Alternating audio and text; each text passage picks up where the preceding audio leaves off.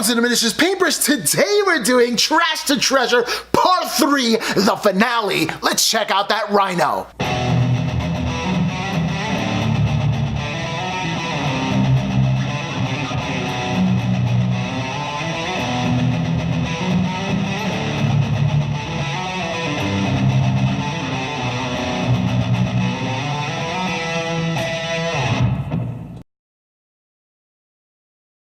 Alright, I'm really excited about this Rhino. It took me a bit of time to be able to put everything together, but finally everything came together. Now, you do need to take the one caveat with this. This was someone's pre-built model that I took and I completely changed around as much as I possibly could to eliminate any glue marks or past mistakes that happened from the last build session. This was a completely refurbished model, so I took some liberties and did the best I could to make it look as good as I can. And I'm going to show you with the finished product now, and then you can check to see how I did it with a complete painting tutorial.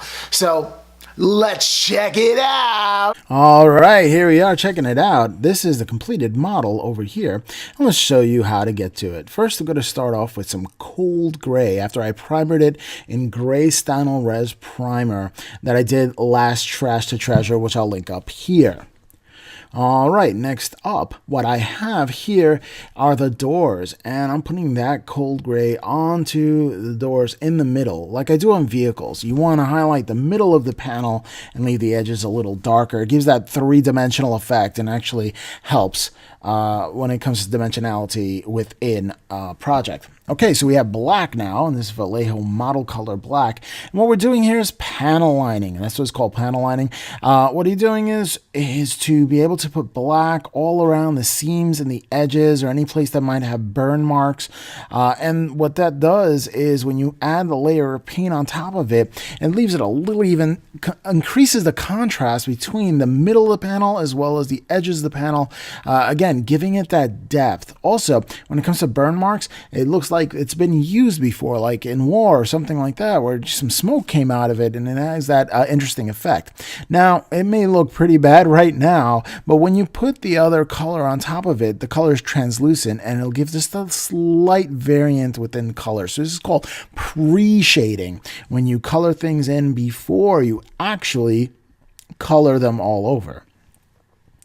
And I'm just hitting the areas, hitting the ridges very lightly, but not being super neat about it. All right, so next up what we're going to do is use some foundation white. Again, adding that contrast. Right in the dead center of the panel is that foundation white. Remember, we're going from cold gray, the primer, cold gray, I went down to the shadows when it came to the black, and now I'm going straight up to the highest highlights with the white. And you're going to start seeing that variance right here in a dramatic fashion. Now, it's going to get toned down a little bit when we put our base color for the Space Wolves on it, but right now you can actually see the variance from white to black to gray kind of mix in. And you want to exaggerate these things, especially when it comes to Warhammer 40k, because everything is like, you know, sci-fi. So you kind of just, you know, it's make-believe, so you kind of want to exaggerate it.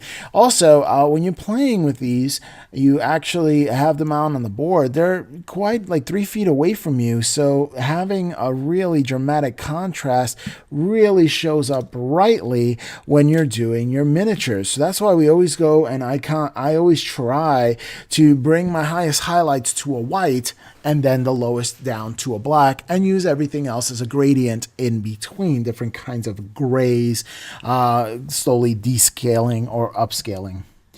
All right, so now we have Werewolf Grey, and I use Werewolf Grey as my blue, but the only way this works the way I do it is because I have the grays and because I have the darks, because I have the lights, because I did all that pre-shading. It's the only way it works that when I lay this down, it actually looks like that werewolf blue, like the actual blue for this Space Wolves. So there it is. You see all the smoke effects done there, all the dark area, the panel linings. Now we're going to the tire treads, and I chose dark aluminum, and that is from Vallejo metal color. I really do like the metal color line. It's so highly densely pigmented with actual metal bits that it looks more realistic to me when it comes to an acrylic paint. Now, there are some lacquer paints that do justice when it comes to metal figures, and you guys who are in the modeling industry, who actually build model cars or trucks or planes or historical stuff, well, you guys know exactly the deal that I'm talking about because you use the other stuff. But while we're doing just acrylic paints, I do like that metal color. Okay, here I have gold, but not just gold. I actually have gold, and to bring it up, a pale burnt metal. It's a combination that I mix together in order to do all the rivets. And yes, you need to do all the rivets. When it comes to details of these models, all these models, especially the vehicles, I highly encourage you to do and paint all the rivets. Now, you see I'm using the side of the brush instead of the tip of the brush, what makes it go a lot quicker. Just like I do my edge highlighting, where I'm using the side of the brush and not the tip of the brush in order to get them in. And yes, it is a time-consuming process doing all these rivets, but it is so worth it at the end, because when you really take a close look at these vehicles, you're going to notice the smallest details. And right now, the smallest details here are the rivets, and I'm doing them in gold so I can really pop them out, and you can see all the work that I put into them. All right, next, as far as details are concerned, drilling out gun barrels, drilling out any kind of exhaust pipe adds a dimension to your models. The second I see an exhaust pipe that's not drilled out, the second I see a gun barrel that's not drilled out, it just instantly, my eye recognizes it as fake. So take the time and do that step. All right, next up, those highly metallic shreds need to be dirtied up, and we dirty them up by doing a full wash and none oil. Now, I rarely do full washes like this because I think they come out dirty, but since the effect is being dirty, that is the effect that we're going for. I'm just going to town with this wash. I'm just keeping adding and just pouring in and letting it dry however it wants to. Now, the reason you do it like that, A, it becomes a dirty effect, and B, is because you want to have enough of it to color, and you don't want any kind of like coffee staining that comes a problem. All right, so Reikland Fleshade now. I'm going to throw that up on the metallic spears. Now, usually I don't do this, but this time I did do that, where I washed the metallic. Usually I don't wash metallics because it dulls the color down, but yeah, this time I just went with it and see what happened. Next up, black for those smokestacks on top, the little edges that weren't drilled out. You kind of want them black, and you have the holes there, so it makes it look a little more realistic.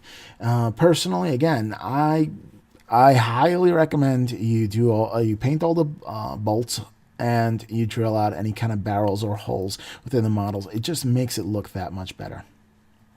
All right, so hitting this wolf symbol up, Forge World wolf symbol up, and just with black, just throwing it on since we have black anyway, just spreading the love when it comes to the black to the entire model that you have to get black in. Now, usually I don't batch paint, where I take one paint and try to spread it around to the entire different pieces of an army, like different troops or different models, but I do try to batch paint when it comes to doing it around one vehicle. So if I go do black, I try to do black all over. All right, Avalanche Sunset is next, and this is a great base paint for yellow. I love this base paint for yellow because I've been playing around with yellow for a while, as you know, if you do know about Space Wolves. Their symbol, black and yellow, especially with Ragnar, is definitely a motif, and that is the motif of my army. So in order to get a good yellow down is really important, and I think I have at least 10 different formulas so far, and right now doing the Avalanche Sunset, which is the GW way, and then bringing it up with a brighter yellow later on, which I'll show you in just a bit. And I just like the way it works. I like the way the paint is flowing. I have yet to see yellow that I really, really like and enjoy, so this is the only one thus far. I'm going to switch brushes here because I went with a larger brush to get the bigger areas, and then I went into a smaller brush to get the smaller areas as well. All right, time to do the edges. Again, with the gold and the pale burnt metal. And the reason why if you see a little cap of water on the top of the right hand screen right there, it's because I do not put metallics into my wet palette. Do not put metallics into your wet palette. It'll contaminate your wet palette. You might get flakes on other colors where you didn't want flakes because they're actual metal flakes. The flakes do not dissolve in the water while you're painting. So keep that in mind. I use the reverse of a bottle cap. Now for some dry brushing, heavy Bluegrey right on top. I tell a lot of people that I use a lot of different techniques in order to achieve an effect. Not only do I dry brush this, I also add another step as well. But that doesn't mean that since I paint miniatures, I don't dry brush. I use it, but I use it as a step and not the be-all, end-all when it comes to my models. It's a great way to catch all the highlighted or raised areas of a model. Now, notice I'm doing it in one direction. I'm doing from the direction I think the light will be hitting this model. Next up, what I'm going to do is I am going to do some edge highlighting. That's right. A little bit of edge highlighting and highlighting different areas, going over the dry brushing so this way it doesn't look so chalky. And what the dry brushing did is help me outline where I need to really put the highlights in when it comes to this symbol. So hitting it with a really light dry brush gives you an indication of where to edge highlight. So use them in conjunction in order to achieve your goal. And that's what I do with all my techniques. I just don't wet blend. I just don't dry brush. I do everything as much as I possibly can. Whatever helps. All right. So next up, some Yriel yellow. I'm going to go back to the yellow there. We had the Avalon Sunset. Now we're doing Yriel yellow. Really like that yellow for the Space Wolves. Really brings it out with that layer paint. And that's just layering right on top of the Avalon Sunset as a base. The Avalon Sunset alone is a great yellow. I just think it's a bit dark for the Space Wolves, but I have no problem using it in different kind of applications. But just for this one, having the one as a base and then coming up with the other is perfect for what I need it for, which is the yellow for the Space Wolves, which is really important to me because I have quite a bit of Space Wolves, and I'm racing over to that 2,000 point mark, getting close anyway. And while I'm doing that, I want to be able to be comfortable with all the colors that I am using. All right, some black and just this little area on top. I hit a little bit of metals on the side, and there you go. Metal on the side is dark aluminum. That's what we're doing, and that's doing extreme highlights on that gold. I thought that gold was still a little dark, so I wanted to just do extreme highlights on it and just putting it along the very, very raised edges of the actual symbol, really to pop that out. And I'm also going to hit the edges of the smokestacks as well, just to create that light reflecting on the top, also giving some visual interest to that instead of just having it black. Having some silver on the side as well as the gold really, really makes it pop out. Okay, next up, a lot of the accoutrements that make this what it is, a Space Wolves Rhino, and starting off with a black primer. Now, I did add a lot of knickknacks and paddywhacks, and I've given dogs bones in order to create this Rhino and make it a Space Wolves version Rhino. So I have actually a lot of different parts that went into this. So starting this off with some black primer, just giving it a coat all over. And yes, I'm brushing on the Stynylrez. So you see, it actually does work for small pieces. And next up, what I'm going to do is get that chain painted up, and that's that gold, again with that pale burnt metal, that little combination there, just to give that golden chain effect. And speaking of which, I did the sides as well. And now I am going to do all the other pieces with that with the background there, getting some yellow, getting some gold. I'll show you some dark aluminum going on as well, just to get that metal features, really putting on the details. There are so many details in this that I just whiz right through them just to show you really quickly what they are. So just add the gold, dark aluminum, and then some more dark aluminum and gold going onto the chain for this horn. That's right, I added the horn. Now all these model pieces I gotten from various other builds that I did for the Space Wolves, and I saved all those extra models as I show a video of how I organize all these things. Okay, some Everland Sunset now. Just doing some yellow. Again, getting the Space Wolves yellow in the background is really, really important. So I do that with this symbol here.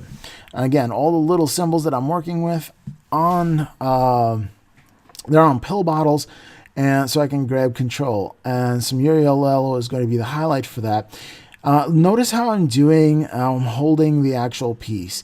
Notice how it's braced. So when I'm doing small things like this, I like to take my hand and brace it onto the pill, onto the hand, onto something. So this way it's not as shaky, because originally I have shaky hands. All right, time for some ivory as a base coat to bone. All right, starting off with the ivory, just trying to get that into the bone areas. Anywhere that has bone, we just go on to all the bone areas here. And I feel like I'm batch painting here when it comes to all these little pieces, but so be it. I will live through batch painting just for a little bit, because I don't want to keep on adding different colors onto my palette. So just letting you know what the colors is up front, and then just adding it to all the other pieces. Also doing the bone over here. I wound up doing the actual horn from brown and wet blending brown to different browns, a darker brown, and then all the way to bone. So I do that as well. So there you go. Okay, time for this little Aquila with the bone in the middle. So that's also going to be ivory. So I really go through all the pieces to be able to do that. Now, when you're ever converting your models, if you're converting your models to, say, Space Wolves or something else, and you do have extra bits like this, it's really important to paint all the little bits and add it onto your model to add character to your models, thus converting it. All right, getting back to that horn, like I said, I painted that ivory as well as a base color to the bone as well as the brown. It's a nice warm white. It's not a pure white. I never use pure white unless it's a stream highlight. I don't use it. Okay, Bootstrap Leather. I love Bootstrap Leather from P3 Paints. I think it's a nice rich brown as a starting point, and then I usually darken up the recesses and then bring it up to a highlight. But I do like it as a base. It's a lot of fun. All right, again, using that P3, I went over there, but then I ended a combination of different paints as well, like Bootstrap Leather, but combined with the ivory in order to make it really, really light. All right, so that's what I did, and I played around with that. Then I went a little darker later on. As you can see, I'm going to wet blend this model. We have the brown, and I'm getting it started. Notice that I'm putting little strips of paint along the side, having it line up, doing some lines up there, and just reaching it. See that line that I'm making right there? And then just reaching it over. And what I'm going to do with the white later is come back and just like blend that in. You can actually see striations later on. Again, it's sort of like when we did the black. When we did the black and as the lines for panels. What you're going to do here is you're going to have these little marks in there. Now I took some water just to blend it out a little bit. Just blend it out a little bit. And I mix some ivory in there, and I go back and forth with the ivory as well as the brown just to get that centerpiece. It's really important. Where it comes from the white, the median, you're going to want to push the paint back and forth. And blending is generally pushing paint back and forth until you're happy. And then it looks like poo until it looks great. Sort of like non-metallic metal. It looks terrible until it looks great. So you just got to keep on pushing paint back and forth, and you essentially mix it on the item that you're doing. This takes a while to do until you get the knack of it, and then it's easy to do. As long as you're not afraid to put paint on a model or to quote-unquote ruin it, then you're fine. a lot of people are afraid because they might ruin their model, but you can just wet blend and keep wet blending. All right, Seraphim Sepia. Now I'm doing all the bone pieces of Seraphim Sepia. I'm actually going to blend that into the model as well. Just get a little touch there, just a different kind of brown. And what I want to do is push that into where the brown actually meets the gold pieces. Then I'm going to do the bone itself, saturating the bone itself. Going to catch highlights later on with that. So getting that done. Next up, that half wolf, half skull piece that we're going to do. That's what's up next. And we're going to do that as well. Just that one side. You don't want to get overzealous with that. All right, some bone white. Now time for some bone white. Just getting that into the mix as well. That's right. Getting the bone white where you had the ivory in there. Just as like almost a final touch for the wet blending. And speaking of blending colors, I'm going to ask now to do the darkest parts. In order to do the darkest parts, what I do is I take two colors like here, Bootstrap Leather, mixing it with dark Fleshtone to create my own custom color. See, just dip and go. Dip and go. And that's how I do. That's how I mix colors whenever I want to mix my own color. All right, then I wick it off. Very important to wick off any extra paint onto something before you put it onto the model, because this will give you control. A lot of people lose control of their paint, and that's because they're not wicking it off. You got to wick until you're happy with it. You usually add too much paint to start with, and then you just lighten the load and you test it out on something. And I keep on wicking the paint off of here, but you can wick it off on anything. Usually I wear a glove, I wick it on the glove, or I have like a paper towel, or sometimes I have some cardboard lying around, I wick it off of there. It's all about wicking. All right, some heavy Bluegrey. I'm just giving some highlights onto that wolf skull. And now time to put on the horn and put on the other pieces to the model. Thing about this painting tutorial is different. It's a trash to treasure. I actually build a model as well as paint it. So I can show you both pieces of the creation of this model. Looks great. Okay, we added the chain on. Now I'm going to add the symbol that we did right there. Now that symbol is crooked, so what I'm going to do is, since I am using Gorilla Gel Glue, not sponsored. It'd be nice if I was sponsored by them, but not sponsored. All right, there I did a control panel, and I'm going to show you how I did all those blends as well. Although nobody's going to see it, but now you see the control panel, so I'm happy because I'm locking this up. All right, speaking of locking it up, again, with the Gorilla Glue or Super Glue, I am going to put this sucker on. I later realized that I forgot to put the back door on, so I rip it all apart and do it again. But I didn't do that on camera because, you know, bleepity bleep bleep.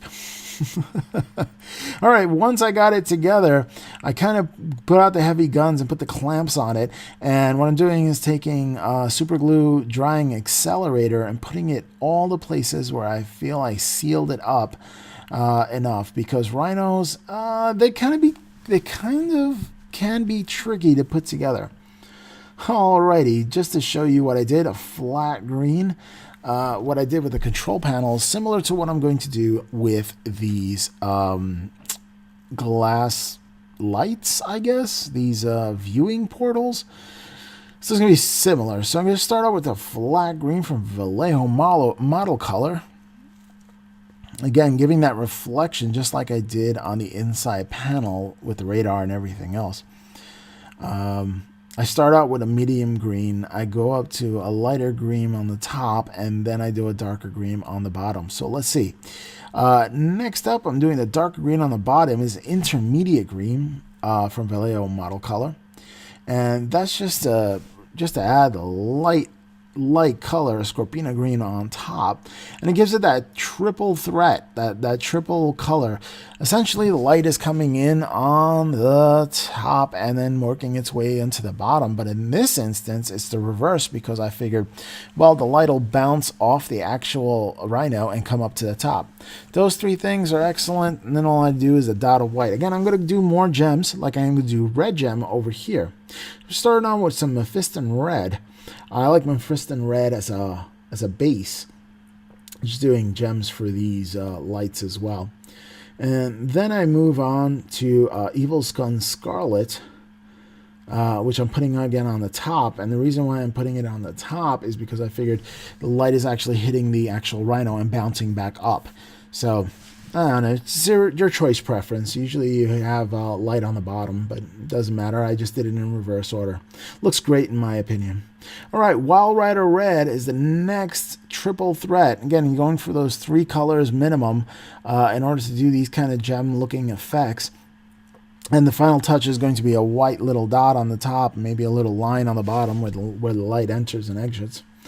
And that's what I do here. I put on foundation white. Just a little dot in the corner and then a little line on the bottom, and that'll actually give a gem effect. And I do a lot of those onto this model just to add character to the model and kind of draw your eye to those little details, and away from, you know, the prior mistakes that the previous owner had made with the model by basically bathing it in glue. Now, this model at first I thought was unredeemable, but I took on the challenge just to see if I can challenge myself, and I was wondering if I can make this trash into a treasure. So I was bold enough to say that I was, and I'm a person of my word. So if I say I'm going to make a trash to treasure, then I'm going to make a trash to treasure. And that's exactly what I did. All right, so there you go. We're going to do those 3 here. I forgot to do the one in the back. I come back later and do those because I have a wet palette later on. Throughout this painting session, I can always come back and I can always use the colors that I've used previously. Now, if you don't have a wet palette, those paints are going to dry, so you got to have to get them back out and use some more. So if you want to save yourself some paint, get yourself a wet palette. Okay? I like to use Masterson's, but there are other wet palettes out there that you can use. Alright, so you can see all the glitz and glamour, and I'm going to hit the lights here with the yellow. Now, I'm not going to do an OSL effect with the lights. I wasn't feeling it for this model. I just wasn't feeling it for this model. Plus, I didn't want you to grab your attention to those lights. I really didn't. So, there. Some ivory just on the tips to create a little reflection on each one in between the grates there. Just a little dot here and there. Just so I can have some variation saying that these are lights and that's a light cover. And I'm trying to simulate a glass effect, that this is a glass lens, yellow glass lens. Then dark aluminum goes for the railing itself, just to separate that. I guess I could have washed it before I did this step, but I didn't do it, so I just left it the way it was. Alrighty, so next up we're going to hit it with some gold. Just some gold, straight gold paneling around these lenses. Again, that yellow is one of the colors of the Space Wolves, is that light blue and that yellow, blue and gold, right? And gold is essentially a yellow color, but in a metallic form. So blue and gold, or blue and yellow, is definitely blue and yellow, blue and yellow. All right, Reichland Fresh Aid on the gold itself. Again, dulling it down. I usually never do this step, but for this Rhino, I was like, what the hey? They're cutting corners by buying a pre-owned one anyway, so might as well cut some more corners and be able to do that. All right, here's the top view. I like the top view the most of all. I just do. I like the way it looks. We're going to hit black onto the symbol is there, and that one I got from Spellcrow. I like those doors there. Not a sponsor, but really enjoyable. And I put them in like this because they do open. I didn't add any glue to fix them there. They were just a tight fit, and I left them. Sort of like a push fit. All right, time for some Nun Oil. And what the Nun Oil is for getting in the steps right there. Usually I use a powder for that step, but I didn't feel like using a powder this time. So what I'm going to do is just drip that along the edges and call it a day. Finally, I get back to that lens in the back that I forgot. Just showing you the ivory. I did a dot on the top and a line on the bottom, so you can actually see the line on the bottom and for the lens to make it look like glass. So there's that as well. And I really take my time by doing the gemstones in the same manner, where I'm going to use ivory in order to do the gemstones on the top. And I'm just doing a line edge highlighting And I'm using the side of the brush, just a very, very little bit of white just to catch the edges, almost like a dry brush and a hybrid dry brush kind of edge highlight there. Just so I can get the gems on both sides. I start first from top to bottom, it's usually easy, and then side to side. And this is a real testament to the detail and how much detail Starcrow puts into their models. If you can get the side to side on the gem, you're pretty good. And if that detail is actually there, sometimes these gems are a little rounded off through the process because the detail bit is so small. All right, I'm going to show you, after I finish that, looking great, is wet blending with blue. I'm going to show you all the colors first. I start off with a Prussian blue as a base, and then I go into a sky blue for a highlight color. Next, I'm going to use a foundation white for the extreme highlight, the little dots in the line, and then just a white, and I mix that in with some flow aid in order to do some edge highlighting. And this is how I do all the blue for any kind of color, because I forgot to add blue into the mix and it looked kind of dull with just the yellow and the red. So I added some blue, I added on the smoke launchers, I added wherever I possibly could, even some green as well, do that variation. So next up, I just finished that off, finishing off with a little bit of white on the top and the bottom.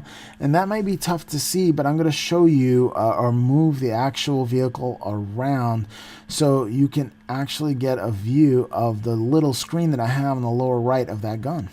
All right, so next up in the back, I'm going to do a license plate for this mother trucker. That's right. I did a license plate for my Storm Wolf, which I'll put a link up here so you can see how that's done. And that was Fenrison 1. So this time, I'm going to make this one Fenrison 2. I'm going to show you how to do it. So I took a little piece of paper and wrote it several times, and then took a Micron pen and just like transferred it onto here. Fenris 2. And that's as easy as it gets. Alrighty. Time to put some decals on. I put the micro sol first to soften them up, and then I put them on there, and then finally micro set. This way I can set them in there, and it kind of worked. Just getting some water and moving them around into place in order to get those decals in. Next, hitting them with matte medium after they completely dry. That's right, completely dry. And add a little water to that matte medium so it won't get too cloudy. See the one on top, you didn't add water. The one on bottom, you got to add some water. Right, and there's the difference there. So I'm trying to take some matte medium and go on to use it on all of them.